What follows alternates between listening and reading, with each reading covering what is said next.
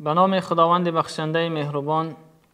دوستان عزیز، ما قرار داشتیم در حیات یکی از صحابگان بزرگوار حضرت سعید ابن عامر و زمانی که حضرت امیر المؤمنین حضرت عمر خلیفه گشتند، سعید ابن عامر نزد حضرت عمر آمدند و برای حضرت عمر چند نصیحت را ارائه کردند و بعد از این نصیحت هایی که به حضرت عمر گفتند، حضرت عمر می دانستند صادق بودند و با تقوا بودن حضرت سعید را از او خواهش کردند که ولی بودن وزیر بودن یکی از شهرها را به عهده بگیرند. اما حضرت سعید گفتند که یا امیر المؤمنین، همین فتنه دنیا را در زندگی من داخل نکن.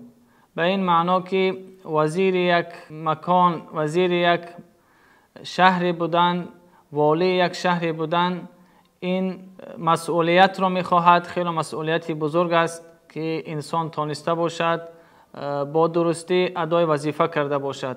اما حضرت عمر از آنها خواهش کردند که این مسئولیت را به عهده گرفته باشند و چنین یک جمله گفتند که ویلکم، وای بر شما که مرا خلیفه خود قبول کردید اما در امر خلافت با من یک جا نیستید. به این خاطر او را وادار کردند که این وظیفه را به عهده گرفته باشد و حضرت سعید هم این وظیفه را به عهده گرفت و در یکی از شهرهای شام که حمص نام دارد در آنجا والی شهر گردید. حضرت عمر از اون شهر، از شهر حمص خواستار شدند که نام فقیرهایشان را برای حضرت امیر المؤمنین نوشته باشند تا اینکه از بیت المال مسلمان ها یک مبلغی را، یک مالی را به این فقیرهای شهر روان کرده باشند. زمانی که 10 نفر از فقیرهای اهل حمص را نوشته کردند و به حضرت عمر رسانیدند، در این 10 نفری که وجود داشت در بین اینها نوشته شده بود که فلان و فلان نامهای بعض فقیرها را و یکی از آنها سعید ابن عامر بود و حضرت عمر از آن نفرانی که نامه آورده بودند پرسان شد که سعید ابن عامر کی است؟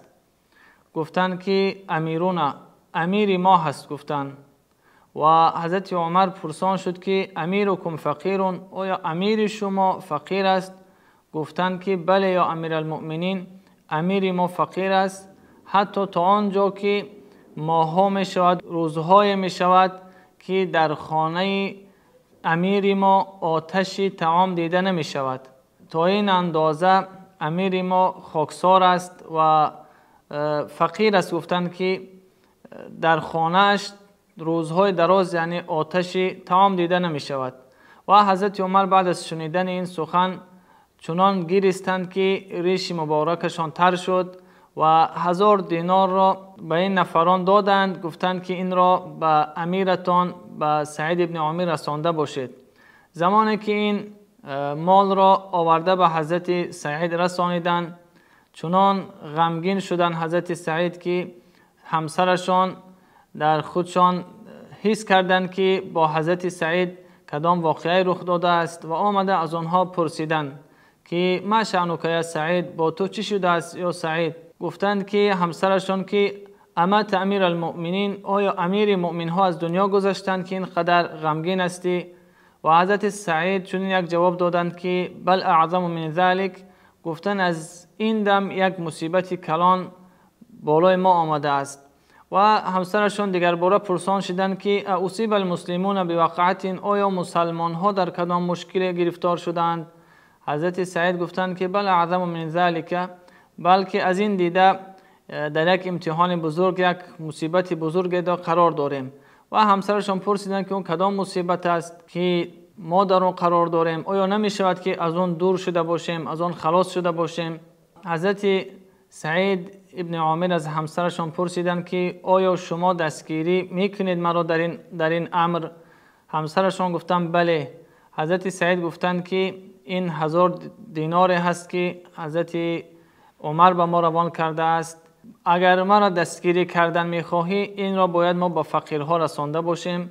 و همسرشان قبول کردند و تمام این مال 1000 دینار را به فقیرها تقسیم کردند و به خود چیزی را نگرفتند.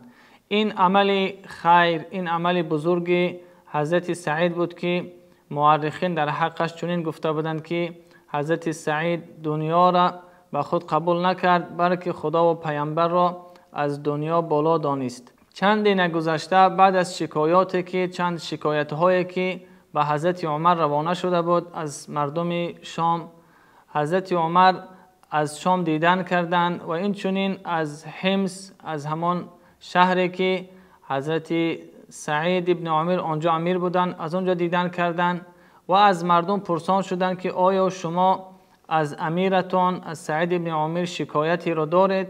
مردم گفتند بله، ما از سعید ابن عامر 4 شکایت داریم. بعد از شنیدن این سخن حضرت عمر حضرت سعید را با مردم یکجا کرد و از مردم پرسان شد که شکایت هایی که شما دارید کدام هایند؟ شکایت اولی رو که مردم از حضرت سعید داشتند گفتند این است که تا آفتاب نبراید، تا روز روشن نشود، حضرت سعید به نزد ما خارج نمی گردد. و از این سبب این پرسان شدند که او سعید این چی سبب دارد که شما تا روز روشن نشدن از خانه بیرون نمی گردید؟ حضرت سعید گفتند که من نمیخواستم این جواب را گفته باشم، اما اینجا مجبور هستم.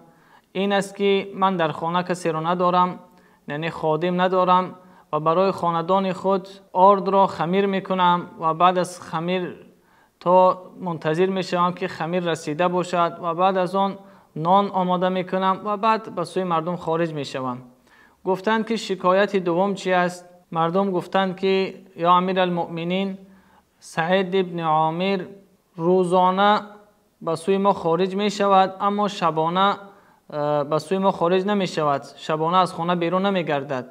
و سبب این را حضرت عمر پرسیدند که چرا شب از خانه بیرون نمی شوید؟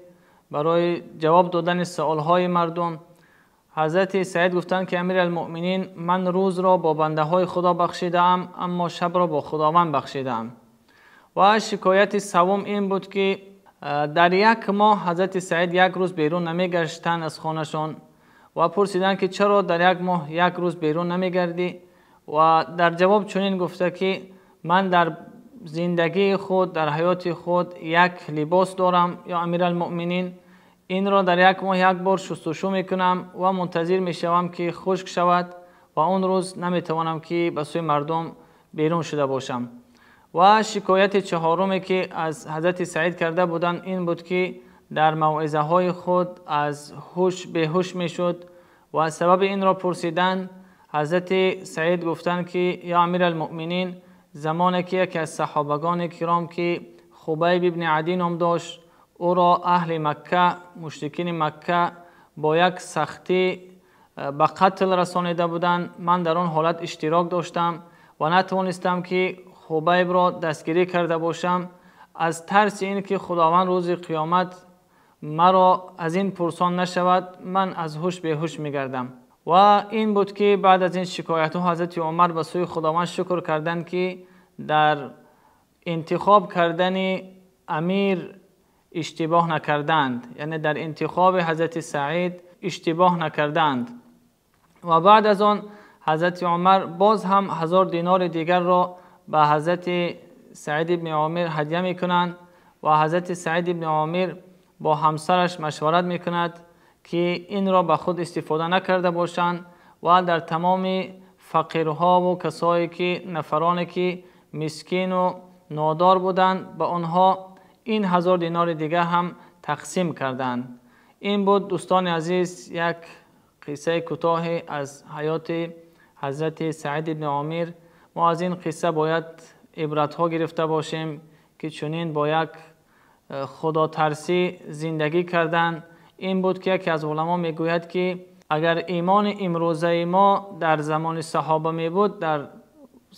می بود یعنی اسلام عزیز از مکه بیرون نمی گشت، اما اون ایمان بزرگ صحابه بود که تا به امروز در این عصرهایی که گذشته اسلام به ما تا به امروز رسیده.